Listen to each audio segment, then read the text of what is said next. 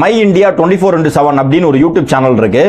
இந்த சேனல் வந்து யாரோடதுன்னா முக்தார் அப்படிங்கிற நபரோட. அவர் வந்து தன்னுடைய சேனல்ல ஒரு செய்தி வெளியிட்டு இருக்காங்க. பிரேக்கிங் நியூஸ் அப்படின்னு சொல்லிட்டு அதுல என்ன சொல்லியிருக்காங்க அப்படின்னா, தமிழக வெற்றி கழகத்திற்கும் பாஜகவிற்கும் ஒரு தொடர்பு இருக்கிறது, ரகசிய தொடர்பு இருக்கிறது. தமிழக வெற்றி கழகத்தினுடைய தலைவர் தளபதி அவர்களும் அண்ணாமலையும் லண்டன்ல மீட் பண்ணிட்டாங்க. அதன்படி திமுகவிற்கு எதிராக, திராவிட சித்தாந்தத்திற்கு எதிராக மக்களை திசை திருப்புறதுக்கும் திமுகவுக்கு விழக்கூடிய ஓட்டுக்களை ஸ்பிளிட் பண்ணி அதன் மூலமாக பாஜக ஆட்சிக்கு வரணும் அப்படின்னு சொல்லி ஒரு ரகசிய திட்டம் தளபதி அவர்களிடம் இருக்குது அப்படின்னு சொல்லி ஒரு செய்தியை வந்து வெளியிட்டு இருக்கிறாங்க. இந்த யூடியூப் சேனல் முக்தாருடையது. ஸோ இந்த செய்தியினுடைய பின்புலம் என்ன அப்படிங்கிறத பற்றி தான் இந்த வீடியோவில் நம்ம முழுசா பேச போறோம். இந்த யூடியூப் சேனலை சப்ஸ்கிரைப் பண்ணாம பார்க்குறவங்க சப்ஸ்கிரைப் பண்ணிக்கோங்க, பெல் பட்டனை கிளிக் பண்ணி வச்சுக்கோங்க. அப்பதான் நம்ம அடுத்தடுத்து போடக்கூடிய வீடியோக்கள் உங்களுக்கு நோட்டிபிகேஷன்ல வரும். விஜயை ஆட்டுவிக்கும் பாஜக, மொத்தமாக பாஜக ஏஜென்ட்டாக மாறிய விஜய். அதிமுக, தமிழக வெற்றி கழகம், பாட்டாளி மக்கள் கட்சி, நாம் தமிழர் கட்சி, தேமுதிக போன்ற முக்கிய கட்சிகளுடன் கைகோர்த்து திமுகவை எதிர்க்க பிஜேபி போட்ட ரகசிய திட்டம் அம்பலமாகியது. திராவிடத்தை ஒழிக்க கள்ளத்தனமாக லண்டனில் அண்ணாமலையுடன் சீக்ரெட் மீட்டிங் போட்ட விஜய். சோ ஃபர்ஸ்ட் தளபதி அவர்கள் மட்டுமல்ல, இதுக்கு முன்னாடியும் தமிழ்நாட்டில் யார் ஒருத்தர் வந்தாலும் திமுக அவங்க மேல வைக்கக்கூடிய முதல் அவதூறு குற்றச்சாட்டு என்ன அப்படின்னா, பாஜகவினுடைய பின்புலத்தோடு இந்த கட்சி தொடங்கப்பட்டிருக்கிறது, திமுகவுக்கு வரக்கூடிய வாக்குகளை, சிறுபான்மை வாக்குகளை ஸ்பிளிட் பண்றதுக்கான முயற்சி தான் இந்த கட்சி அப்படின்னு சொல்லி தளபதி அவர்களுடைய கட்சியை சேர்த்து இதுவரைக்கும் இவங்க இந்த மாதிரி அவதூறு பரப்பின கட்சி 13,147வது கட்சி அப்படின்னு சொல்லலாம். ஏன்னா யார் ஒருத்தர் கட்சி தொடங்கினாலும் இவங்க பின்னாடி பிஜேபி இருக்கு, இவங்க பிஜேபி பி டீம், இவங்க சி டீம், இவங்க டி டீம், இவங்க இ டீம் இப்படின்னு சொல்லி ஒவ்வொருத்தருக்கும் ஒரு கதையை வந்து கிளப்புறது. இது அந்த கட்சியில் இருக்கக்கூடிய 200 ரூபா வாங்கிட்டு இணையதள சேவை செய்யக்கூடியவன் செஞ்சா கூட பிரச்சனை கிடையாது. ஆனா தன்னை ஜேர்னலிஸ்ட் சொல்லிக்கொண்டு, தன்னை பத்திரிகையாளர் சொல்லிக்கொண்டு, தன்னை அரசியல் விமர்சகர்கள் சொல்லிக்கொண்டு நிறைய பேர் செய்யறாங்க. அப்படிப்பட்ட ஒரு நபர் தான் திமுகவிடம் சில்லறையை வாங்கிக்கிட்டு பொய் செய்திகளை பரப்பக்கூடிய ஒரு நபர் தான் முக்தார் அவர்கள். முக்தாரை வந்து ஏதோ பெரிய ஒரு இன்டர்வியூ புலி அப்படின்னு சொல்லுவாங்க. அவர்கிட்ட கேள்வி கேட்ட கேள்வி கிணைகள் அப்படியே தொடுப்பாங்க அப்படின்னு சொல்லிட்டு, முதல்ல ஒரு ஜேர்னலிஸ்ட் அப்படிங்கிற அடிப்படை தகுதியே இல்லாத ஒரு நபர் தான் மரியாதைக்குரிய முக்தார் அவர்கள். முக்தாரை வந்து முட்டாள் அப்படின்னு சொல்லி நம்ம பேசல, அதை பார்க்கக்கூடிய பார்வையாளர்கள் சொல்றாங்க. ஏன்னா நாம வந்து மரியாதையா தான் பேசணும். அதனால முக்தார் வந்து எந்த அளவுக்கு மரியாதை கொடுப்பதற்கே அடிப்படை தகுதி இல்லாத ஒரு நபராக இருந்தாலும், மரியாதை அப்படிங்கிற வார்த்தைக்கு முக்தாருக்கும் எந்த வகையிலையும் ஒரு உடன்பாடும் ஒரு ஒற்றுமையும் இல்லாத கீழ்த்தரமான கேவலமான கேடுகட்ட ஒரு நபராக முக்தார் இருந்தால் கூட ஒரு இடத்துல கூட முக்தாரை பத்தி நாம தவறா பேசக்கூடாது. அதுதான் அறம். நான் என்ன படிச்ச அறம். பெண்ணினுடைய வாய்ஸ் ஓவர்ல தான் இந்த செய்தி வந்திருக்கிறது. ஆனா அந்த சேனலுக்கு முழு பொறுப்பு முக்தார் தான். முக்தார் சொல்லி தான் செய்தியே போடப்பட்டிருக்கும். சோ இப்ப முக்தார்கிட்ட நாம கேட்கக்கூடிய கேள்விகள் என்ன அப்படின்னா, இது ரகசிய சந்திப்பு அப்படின்னு சொல்றாங்களே, ரகசிய சந்திப்பு உங்களுக்கு எப்படி தெரியும்? தாவேகா சார்பில் இருந்து இத உங்ககிட்ட சொல்றதுக்கு யாரும் இருந்திருக்க வாய்ப்பு கிடையாது. அப்ப பாஜக சார்பில் இருந்து தான் உங்ககிட்ட யாராவது சொல்லி இருக்கணும். அப்ப பாஜகவோடு யாரோடு நீங்க தொடர்புல இருந்தீங்க? இந்த தகவல் உங்களுக்கு எங்க இருந்து கிடைச்சது? ஏன்னா ஆதாரத்தை வெளியிடுவோம் அப்படின்னு சொல்லியிருக்கீங்க. அதனால நீங்க வந்து ஆதாரம் விரைவில் அப்படின்றீங்க. விரைவில் அப்படின்னா எப்போ? காத்து இருக்கணுமா, இல்ல உடனே வெளியிட போறீங்களா? சரி, ரகசியம் அப்படின்னா உங்கள்கிட்ட இந்த ரகசியத்தை சொன்னது யாரு? யார் சொன்னா? நீங்க ராவா? இன்டெலிஜென்ஸ் ஏஜென்சியா? யார் நீங்க? உங்களுக்கு இந்த தகவல் உளவுத்துறை தந்ததா? யார் தந்தா இந்த தகவல்? எப்படி எடுக்கிறீங்க இந்த தகவல் எல்லாம்? சும்மா இணையதளத்துல தான் 4 பேர் பேசுறது, அதை கேட்டுக்கிட்டு தானும் ஒரு பத்திரிகையாளர், தானும் ஒரு ஜேர்னலிஸ்ட் அப்படின்னு சொல்லி எதையாவது அவுத்து விடுறது. சரி, நான் என்ன கேட்கிறேன் அப்படின்னா, எந்த அடிப்படையில் இந்த செய்தி? அதுல சொல்றீங்க பாஜகவை எதிர்க்க மாட்டாங்க, அதிமுகவை எதிர்க்க மாட்டாங்க, பாமகவை எதிர்க்க மாட்டாங்க. திமுகவையும் நேரடியா எதிர்ப்பாங்க, திராவிட கொள்கையை எதிர்ப்பாங்க அப்படின்னு. திராவிட கொள்கையை நாங்க எங்கேயுமே எதிர்க்கல. திராவிட மாடல்னு சொல்லி பொய்யா மக்களை ஏமாத்தக்கூடிய திமுகவை தான் நாங்க எதிர்க்கிறோம். திமுகவை எதிர்த்தா திராவிடத்தை எதிர்க்கிறோம்னு அர்த்தமா? திராவிடத்துக்கு திமுக என்ன பட்டா போட்டா வச்சிருக்குது? திராவிட கழகத்தை தோற்று வைத்த பெரியாரே திமுகவை விரட்டி தான் விட்டாரு. தேர்தல் நேரத்தில் திமுகவுக்கு அவர் ஆதரவு கொடுக்கல, காங்கிரஸுக்கு தான் கொடுத்தாரு. அப்ப பெரியாராலேயே தீண்டப்படாத ஒரு கட்சி திமுக. இவங்க இன்னைக்கு வேற வழி இல்ல, பெரியாரை தூக்கி பிடிச்சுதான் ஆகணும் அப்படிங்கிறதுக்காக பெரியாரை தூக்கி பிடிச்சிட்டு பெரியாருக்கு எதிரான கொள்கைகளை தமிழ்நாட்டில் செஞ்சுக்கிட்டு இருக்கிறாங்க. அதனாலதான் போலி திராவிடம் அப்படின்னு சொல்றவங்க. திராவிட மாடல் ஆட்சின்னு சொல்லி மக்கள் விரோத ஆட்சியை செஞ்சிட்டு இருக்கீங்க அப்படின்னு சொல்றோம். பாஜகவோடு ரகசிய தொடர்பு. தமிழ் யார் கட்சி தொடங்கினாலும் இதே சொல்றது. எனக்கு தெரிஞ்சு தமிழ்நாட்டில் ஒரு பாஜக ஒரு 25% ஓட்டு வாங்கினா கூட சரி, ஓகே, ஒருவேளை 25% ஓட்டு வாங்குது, ஒரு 20% ஓட்டுகள் அப்படியே ஸ்பிளிட் பண்ணி விட்டா பாஜக வெற்றி பெறுவதற்கு வாய்ப்பு இருக்கும் அப்படின்னு நம்ம நம்பலாம். ஆனா தமிழ்நாட்டில் பாஜக நோட்டா கூட போட்டி போட்டுட்டு இருக்கு. இந்த மாதிரி கட்சிகளை ஒவ்வொருத்தரையா வச்சு கட்சி தொடங்க வைக்கிறதுக்கு பாஜக நேரடியா அந்த நபர்களை தன்னுடைய கட்சியில சேர்த்திருந்தாலே பாஜக இன்னைக்கு ஆட்சிக்கு வந்திருக்கும். நீங்க குற்றம் சொன்னதனுடைய அடிப்படையில் யார் கட்சி ஆரம்பிச்சாலும் பாஜக பி டீம், பாஜக பி டீம், பாஜக சி டீம் அப்படின்னு சொல்றது. அவனே நோட்டாவோட போட்டி போட்டுட்டு இருக்கான். ஏதோ பாட்டாளி மக்கள் கட்சி மாதிரி ஒரு சில கட்சிகளோட கூட்டணியில் இருந்ததுனால ஏதோ வாக்கு சதவீதம் வாங்கியிருக்காங்க. அப்படி இருக்கும்போது தமிழக வெற்றி கழகத்தை பாஜகவுடைய கூட்டு அப்படின்னு சொல்றீங்க, ரகசிய திட்டம் இருக்கு அப்படின்னு சொல்றீங்க. இதை சொல்லியே ஒரு பக்கத்துல சிறுபான்மை சமூகத்தையும் மாத்தி அதன் மூலம் கிட்டத்தட்ட 7-8% வாக்குகளை லம்பா தனியா அள்ளிட்டு இருக்கீங்க. ஆனா அதன் மூலமாக அந்த மக்களுக்கு எந்த விதமான நன்மையும் இதுவரைக்கும் செஞ்சது கிடையாது. கடந்த 3 வருஷ ஆட்சியில இந்த தலித் மக்களுடைய வாழ்வாதாரம் முன்னேறுவதற்கு ஏதாவது செஞ்சிருக்கிறதா வரலாறு இருக்குதா திமுக? சொல்ல முடியுமா? முஸ்லிம்களுக்கு நாங்க இதை செஞ்சிருக்கோம் சொல்லி வாக்கு கேட்க முடியுமா? இல்ல ஒட்டுமொத்த மக்களுக்கும் எதையாவது சொல்லி நாம வாக்கு கேட்க முடியுமா? பிஜேபியை காமிச்சு பூச்சாண்டை காமிச்சு ஒரு குறிப்பிட்ட சமூக மக்களுடைய ஒட்டுமொத்த ஆதரவை வாங்கி அதன் மூலமாக அந்த சமூகத்துக்கு அநியாயத்தை தான் செஞ்சிட்டு இருக்கு திமுக அரசாங்கம். இதை விமர்சிக்க கூடாதா? பத்திரிகையாளருடைய வேலை என்ன? ஒரு ஜேர்னலிஸ்டுடைய வேலை என்ன? அரசு செய்யக்கூடிய நல்ல செயல்களை பாராட்டணும், மக்கள் மத்தியில் கொண்டு போகணும். அரசு செய்யக்கூடிய தவறுகளை சுட்டி காட்டணும், கேள்வி கேட்கணும். அப்பதான் அரசாங்கத்துக்கு பத்திரிகைகள் மேல பயம் இருக்கும், ஜனநாயகத்துக்கு மேல பயம் இருக்கும், மக்கள் மேல பயம் இருக்கும். ஜனநாயகத்தினுடைய 4வது தூள்னு சொல்லக்கூடியதுதான் இந்த மீடியா, பத்திரிகை துறை.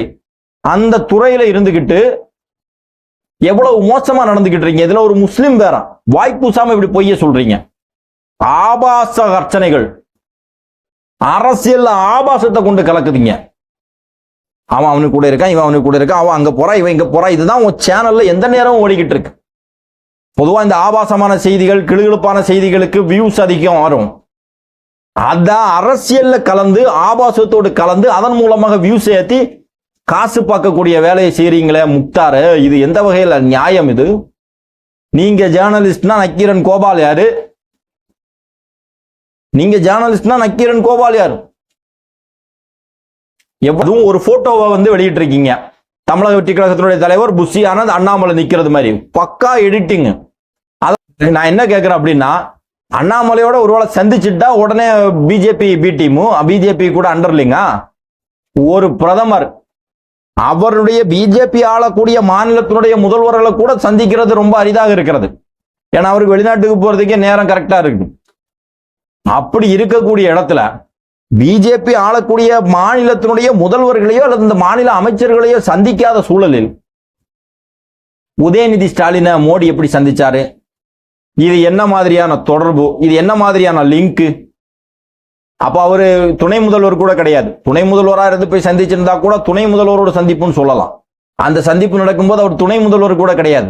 அது மட்டும் கிடையாது, உதயநிதி மேல இந்தியா முழுவதும் ஒரு அலிகேஷன் இருந்துச்சு.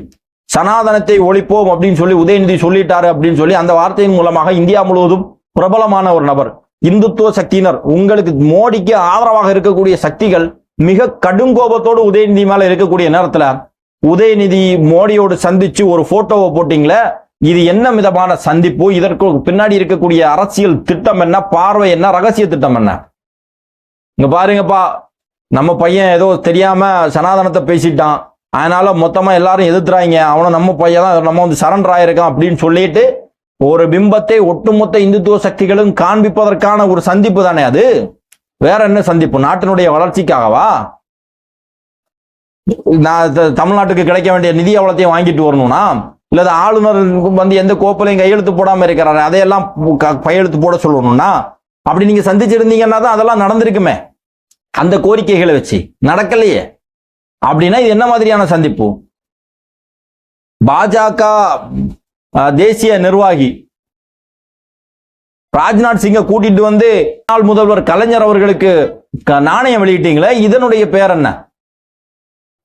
திமுக ஆட்சிக்கு வர்றதுக்கு முன்னாடி தமிழ்நாட்டுக்கு எப்பெல்லாம் மோடி வராரோ அப்பெல்லாம் வந்து கருப்பு பலூன் வெளியிட்டு கோ பேக் மோடின்னு சொல்லி ட்ரெண்ட் பண்ணிட்டு இருந்த திமுக ஆட்சிக்கு வந்ததுக்கு அப்புறம் இது எல்லை குடைக்காம வரவேற்கக்கூடிய நிகழ்வுகள் நடக்குதே. இந்த சந்திப்புகளுக்கு பேர் என்ன? இந்த இதனுடைய டீலிங் என்ன? இதுக்கு பின்னாடி என்ன மறைமுகமான அரசியல் திட்டம் இருக்குது? இதை பத்தி முக்தார் கேள்வி கேட்கறதுக்கு தயாரா இருக்காரா? கேட்பாரா முக்தாரு? அந்த ராஜ்நாத் சிங் வந்திருக்கக்கூடிய அந்த நிகழ்ச்சியில கூட அண்ணாமலை அந்த ஃப்ரண்ட்ல வருது. அண்ணாமலை ஃப்ரண்ட்ல வாங்க. திமுக கூட்டணி கட்சியில் இருக்கக்கூடிய திமுகவுடைய வெற்றிக்காக அல்லும் பகலும் மழை வெயில் பார்க்காம உழைத்த திமுக கூட்டணி கட்சிகளுடைய தலைமை நிர்வாகிகளுக்கு வரைக்கும் திமுக இந்த அளவுக்கு மரியாதை செஞ்சது கிடையாது. ஏதாவது நிகழ்வுல திமுக கூட்டணி கட்சியில் இருக்கக்கூடிய நிர்வாகிகளை, மாநில தலைவர்களை, பேராசிரியர் ஜவாஹர்லால் அவர்களையோ அல்லது திருமாவளவன் அவர்களையோ அல்லது முத்தரசன் அவர்களையோ ஏதாவது கூப்பிட்டு ஃப்ரண்ட்ல உட்காருங்கன்னு சொல்லி முன்னிலைப்படுத்துறதா வரலாறு இருக்குதா? பார்த்துருக்கீங்களா? அண்ணாமலையை கூப்பிட்டு ஃப்ரண்ட்ல வாங்க அப்படிங்கிறார. இந்த திட்டத்துக்கு பேர் என்ன? இது என்ன மாதிரியான சந்திப்பு? இத பத்தி முக்தாருக்கு பேசுறதுக்கு திராணி இருக்குதா? இத பத்தி கேள்வி கேட்பீங்களா? நீங்க ஒரு ஜேர்னலிஸ்ட் தானே. சின்ன பையனெல்லாம் கூப்பிட்டு கொண்டு உட்கார வச்சு அவன்கிட்ட கேள்வி கேட்டு அவனை அப்படியே மடக்கிட்டது மாதிரி ஏதோ முதல்வன் படத்துல அர்ஜுன் மாதிரி பில்டப் காமிச்சிட்டு இருக்கீங்களே. உதயநிதிட்ட போயிட்டு பேட்டி எடுக்கிறதுக்கு உங்களுக்கு திராணி இருக்குதா? அனைத்து மகளிருக்கும் 1000 ரூபாய் கொடுப்போம்னு சொல்லிட்டு அதுக்கப்புறம் தகுதியான மகளிருக்கு தான் கொடுப்போம்னு சொல்லி கொடுத்துக்கிட்டு தேர்தல் நெருங்கக்கூடிய 15 மாசம் இடைவெளியில மீண்டும் அனைவருக்கும் 1000 ரூபாய் கொடுக்கிறோம்னு சொல்லி கொண்டு வரீங்களே. இது ஓட்டு பிச்சை எடுக்கிறதுக்கான வழிமுறையை தாண்டி மக்கள் நலனில் எந்த அக்கறையுமே உங்களுக்கு இல்லையே அப்படின்னு சொல்லி கேள்வி கேட்கறதுக்கு முக்தாருக்கு திராணி இருக்குதா? கேட்பீங்களா முக்தார்? அப்ப திமுகவுடைய ஒரு சொம்பாக, நலிங்கி போன சொம்பாக உங்களுக்கு முன்னாடியே போட்டி யாரு திமுகவுக்கு அதிகமா ஜால்ரா போடுறது அப்படின்னு சொல்லி கொஞ்சம் பேர் இருக்கிறாங்க. அதுல ஒரு ஆளாக முக்தாரும் இருந்துகிட்டு இருக்கிறார். நான் என்ன கேட்கிறேன்னா, நீங்க நேரடியாக திமுக ஆதரவாளர் இருந்து பேசுங்க, எங்களுக்கு மாற்றுக்கருத்தே கிடையாது. ஏன் இந்த ஜேர்னலிஸ்ட் அப்படிங்கிற ஒரு இதுக்குள்ள வந்து ஒளிஞ்சிட்டு நிற்கிறீங்க? எதனால அப்படி? எவ்வளவோ இன்டர்வியூ எடுக்கக்கூடிய ஜேர்னலிஸ்டுகளெல்லாம் பார்த்திருக்கோம். இந்தியாவிலேயே ரொம்ப கேவலமான ஒரு ஜேர்னலிஸ்ட்னா முக்தார் தான். ஒரு முஸ்லிம் சமூகத்துல இருந்து வந்திருக்கீங்க, மக்களுக்கு அந்த அளவுக்கான ஒரு வாய்ப்பு உங்களுக்கு கிடைச்சிருக்கு. அந்த வாய்ப்பை தெளிவா பயன்படுத்தி உண்மை எது பொய் எதுன்னு சொல்லி மக்கள் மத்தியில கொண்டு போய் அரசை கேள்வி கேட்டு இந்த அரசை கொலநடுங்க செஞ்சு அதன் மூலமாக மக்களுக்கு நன்மை செய்யக்கூடிய வாய்ப்பை முக்தாருக்கு இறைவன் கொடுத்ததுக்கு அப்புறம் கூட முக்தார் சில்லற காசுக்கு தன்னுடைய தகுதியையும் திறமையும் இழந்துட்டு நிக்கிறத பார்க்கும்போது ரொம்ப வருத்தமா இருக்கு. முக்தார் சீரியஸா சொல்ற, ரொம்ப வருத்தமா இருக்கு. இப்படி பொய்களை அள்ளி விதைக்கிறது, ஆபாச அர்ச்சனைகளை செய்யறது, இன்டர்வியூங்கிற பேர்ல கேவலமா பேசுறது, ஒரு சின்ன பையனை கூப்பிட்டு கொண்டு வச்சுட்டு 2009 சீமான் வந்து யாரு கூட எந்த ரூம்ல இருந்தாங்க தெரியுமான்ட்டு உன் பிள்ளையா இருந்தா பேசுவியா? நீ உங்க பிள்ளையா இருந்தா பேசுவீங்களா முக்தார்? நீங்க அந்த பையன் வயசுக்கு என்ன இருக்கும்? அவன் அரசியல் பேசுறான், ஏதோ சீமான் பேச்சை கேட்டு பேசக்கூடிய பல ஆயிரம் தம்பிகள் அந்த பையனும் ஒருத்தன். அவன் காலம் வரும், நேரம் வரும், இன்னும் அதிகமா படிப்பான், தெரிஞ்சுப்பான் அப்படின்னு சொல்லி விட்டுட்டு அவனை கடந்து போறதை விட்டு அவனை கூப்பிட்டு கொண்டு இன்டர்வியூ பண்ண உட்கார வச்சுட்டு அவன்கிட்ட சீமான நீ அவனை இன்டர்வியூ கூப்பிட்டுட்டு அவனை பத்தி தானே பேசணும். அதே மாதிரி தமிழக வெற்றி கழகத்தை நீங்க விமர்சனம் செய்யக்கூடாதுனோ தவறு சொல்லக்கூடாதுனோ கிடையாது. தமிழக வெற்றி கழகம் தவறு செஞ்சா தவறுன்னு சுட்டி காட்டுங்கள், மாற்றுக்கருத்தே கிடையாது. விமர்சனங்களை வையுங்கள், விமர்சனத்திற்கு அப்பாற்பட்டவர்கள் எல்லாம் கிடையாது. தமிழக வெற்றி கழகத்தை சேர்ந்தவர்கள் தளபதி விஜய் அவர்கள் ஒன்றும் வானத்திலிருந்து வந்த தேவதூதன் எல்லாம் கிடையாது. நாங்க அப்படியெல்லாம் சொல்லல. அவர் சார்பிலையும் தவறுகள் இருக்கும், ஏன் சார்பிலையும் தவறுகள் இருக்கும். இந்த கட்சியில தவறு நடக்கும், தவறு இல்லாமல்லாம் இருக்காது. மனிதர்களால் நடத்தப்படக்கூடிய கட்சி தானே. அதை விமர்சனம் செய்யுங்கள், ஆக்கப்பூர்வமா செய்யுங்க, எடுத்துக்கிறோம். அதை விட்டுட்டு இந்த மாதிரி பொய்யான செய்திகளை நீங்க பரப்புறீங்களே. தளபதி அவர்கள் தமிழ்நாட்டில் எவ்வளவு பெரிய வேலை செஞ்சிருக்கிறாரு. அவர் கட்சி ஆரம்பித்த முதல் கண்டன அறிக்கை, தமிழக வெற்றி கழகத்தினுடைய முதல் கண்டனமே மத்திய அரசுக்கு எதிராகத்தானே, சிஏஏ சட்டத்திற்கு எதிராகத்தானே செஞ்சிருக்காரு. சிறுபான்மை முஸ்லிம்களுடைய உரிமைகளை பாதுகாப்பதற்காகத்தானே இந்த சிஏஏ சட்டத்தை அவர் கண்டித்தாரு. அதை பத்தி பேச மாட்டீங்களா? இப்ப கடைசியாக நடந்த செயற்குழுல 27 தீர்மானத்தை நிறைவேற்றினாங்களே, அதுல பெரும்பாலான தீர்மானங்கள் மத்திய பாஜக அரசாங்கத்தை கண்டித்து தானே தீர்மானங்கள் நிறைவேற்றப்பட்டுள்ளது. வக்ஃப் வாரிய சட்ட திருத்த மசோதாவை கண்டித்து தளபதி அவர்கள் அந்த தீர்மானம் போட்டிருந்தாங்களே, அதை நீங்க பார்க்கலையா நீங்க? அப்ப எந்த அடிப்படையில் நீங்க பிஜேபி பி டீம் சொல்றீங்க? இப்படி தமிழ்நாட்டில் அரசியலுக்கு வரக்கூடிய ஒவ்வொருத்தரையும் பிஜேபி பி டீம் சொல்லி இவர்களை எல்லாம் அந்நியப்படுத்தி அதன் மூலம் என்ன லாபத்தை நீங்க அடைய பாக்குறீங்க? ஒரே ஒருத்தனுக்கு மட்டும் தொடர்ந்து லாபம் கிடைச்சிட்டு இருக்கு. அவனால அந்த சமூகத்துக்கு எந்த பிரயோஜனமும் கிடையாது. சிறுபான்மை சமூகத்தை ஏமாத்தி ஓட்ட வாங்கி அந்த மக்களுக்கு எந்த நன்மையும் செய்யறது கிடையாது. வேற யாரு கட்சி தொடங்கினாலும் அந்த பக்கத்துல முஸ்லீம்களும் சிறுபான்மை சமூகமும் போயிடக்கூடாது அப்படின்னு சொல்லி பிஜேபி பி டீம்னு சொல்லி ஏமாத்திட்டு இருக்கீங்க. இன்னொரு பக்கத்துல பாத்தீங்கன்னா மாரிதாஸ், அந்த ஆளை நம்ம எதுவும் திட்ட முடியாது, மரியாதையா தான் பேசணும். தளபதி எல்லாரையும் மரியாதையா பேச சொல்லி இருக்காரு. மாரிதாசும் தன்னை ரைட்டர் தான் சொல்லிட்டு இருக்கிறாரு. இது மிஷனரி பணம், இதுக்கு பின்னாடி அவர் சித்தப்பா இருக்கிறாரு, இயேசு சபை இருக்கிறது, கிறிஸ்தவ சபை இருக்கிறது, கிறிஸ்தவ நாடுகளால் ஃபண்டு செய்யப்பட்டு அதன் மூலமா தமிழ்நாட்டை கிறிஸ்தவ நாடாக மாத்துறதுக்கு முயற்சி பண்ணிட்டு இருக்காங்கன்னு ஒரு பக்கத்துல பிஜேபி காரன் அவுத்து விட்டுட்டு இருக்கான். ஒரு பக்கத்துல திமுக காரன் என்னன்னா இவருக்கு பின்னாடி பிஜேபி இருக்கு அப்படின்னு சொல்லி ஏத்துட்டு இருக்காங்க. ஒரே ஒரு விஷயம்தான், தளபதிக்கு பின்னாலையும் தளபதிக்கு முன்னாலையும் தமிழ்நாட்டு மக்கள் இருக்கிறாங்க. இது உங்களுக்கு மிகப்பெரிய பிரச்சனையா இருக்குது, வைத்தறிச்சல கிளப்புறது. டெய்லி உங்க கட்சியிலிருந்து பல பேர் பிரிந்து தமிழக வெற்றி கழகத்தில் இணைஞ்சுக்கிட்டு இருக்கிறான். ஏற்கனவே 1 கோடி கிட்ட வந்தாச்சு அப்படின்னு சொல்றாங்க. எண்ணிக்கை, உறுப்பினர் சேர்க்கையினோட எண்ணிக்கை செய்திகள் ஊடகங்கள் வெளியிடுது. அது என்ன அப்படிங்கிறது உண்மையான தகவலை தலைமை தான் வெளியிடும். இப்படி இருக்கக்கூடிய சூழல்ல எப்படியாவது தமிழக வெற்றி கழகத்தின் மேல அவதூறு பரப்பலாமா அப்படின்னு சொல்லிட்டு இது மாதிரியான பொய் செய்திகள் எல்லாம் பரப்பிட்டு இருக்கீங்க. மனசாட்சிக்கு விரோதமாக நடந்து கொள்ளாதீர்கள், அவ்வளவுதான் சொல்லுவோம். நீங்க பொய் சொல்லிட்டு இருக்கீங்க. பொய்யர்கள் மீது இறைவனுடைய சாபம் உண்டாகும். முக்தார் அவர்களே பொய் சொல்லாதீங்க. நீங்க ஜேர்னலிஸ்ட் அப்படின்னா நேர்மையாக உங்களுடைய நேர்மையான தொழிலை செய்யுங்க. நீங்க கரெக்டா பண்ணீங்கன்னா நம்ம ஆதரவு தருவோம், தவறாக செஞ்சீங்கன்னா எதிர்ப்போம். நேர்மையாக செய்யுங்கள். இங்க பரப்பக்கூடிய இந்த பொய்களால சிறுபான்மை மக்கள் முஸ்லிம்கள்லாம் தமிழக வெற்றி கழகத்தில் இணைவதை உங்களால தடுத்து விடவே முடியாது. நான் ஒருத்தனே உதாரணம், நான் ஒருத்தனே சாட்சி. ஒரு பெரிய இஸ்லாமிய அமைப்புல மாநில நிர்வாகத்துல மாவட்ட நிர்வாகத்துல மாவட்ட தலைவராக இருந்தவனா நானே தமிழக வெற்றி கழகத்தை நோக்கி வந்திருக்கேன்னு சொன்னா மற்றவர்கள் வரமாட்டாங்களா? நிச்சயமாக வருவார்கள். அணியாக வந்து கொண்டிருக்கிறார்கள். நீங்க எங்களை பத்தி இதே மாதிரியான பொய் செய்திகளை தொடர்ந்து சொல்லி வந்தாலும் தமிழக வெற்றி கழகத்தை இந்த மக்கள் மத்தியிலிருந்து அந்நியப்படுத்தி விட முடியாது. தமிழக வெற்றி கழகத்தை தவிர்த்து இங்கு ஒரு அரசியல் இனி நடக்காது அப்படிங்கறதா நிதர்சனமான உண்மை. அன்பு சகோதரர்களே, இந்த வீடியோ சம்பந்தமாக உங்களுடைய மேலான கருத்துக்களை பதிவு செய்யுங்கள்.